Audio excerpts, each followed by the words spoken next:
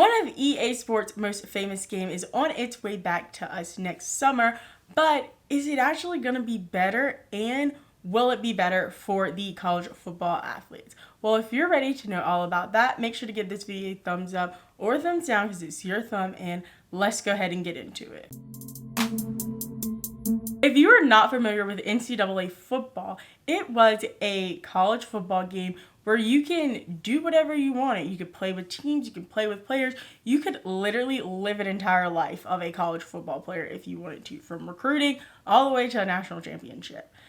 And one of the good parts about it is they had real teams and arguably real players that even were on the cover of the game. It was discontinued after its 2013 release, but in February of 2021, EA Sports announced that the game will be coming back to the public, and we are all excited about it. And you might be asking why now? Players are able to profit off their name, image, and likeness, unlike they were in 2013. But that road is not necessarily as smooth as we all thought it was going to be when the game was announced. As in May, EA Sports said they are going to be compensating players for being in the game, but they have not actually kind of worked out how that will work.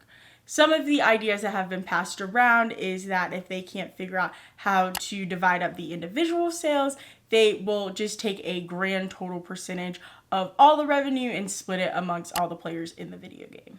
But recently there has been a lawsuit between a representative group licensing company for these athletes and EA Sports. And that company is Brander Group. And they are suing EA Sports over player compensation, saying that EA is trying to find a way around the previously agreed agreement that Brander Group has with them. Brander Group and EA have been working together since 2021 when this was announced. But in May, EA had partnered with a new group licensing company called One Team without the knowledge of the Brander Group and the athletes under Brander Group. But the previous offer that Brander Group and now One Team has agreed upon for their athletes is that EA will be paying $500 per athlete to be in the video game. And this is what Brander is upset about because they say it's very undervalued the worth of these college athletes, as the schools that agree to be in this video game are receiving 10%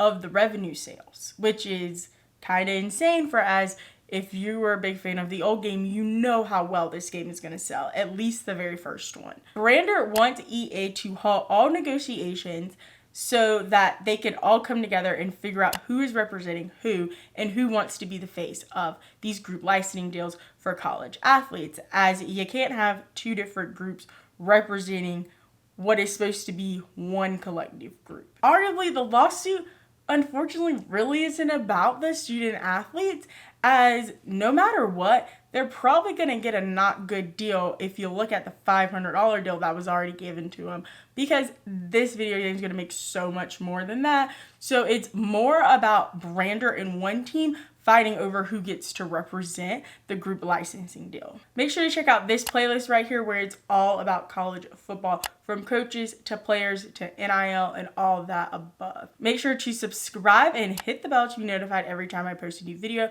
which are Mondays at 11 a.m. Eastern Standard Time, as well as leaving a comment down below letting me know, are you excited about this game and do you think some of these issues will be able to be ironed out? As well as give this video a thumbs up or a thumbs down because it's still your thumb, and remember, don't be afraid to join the convo.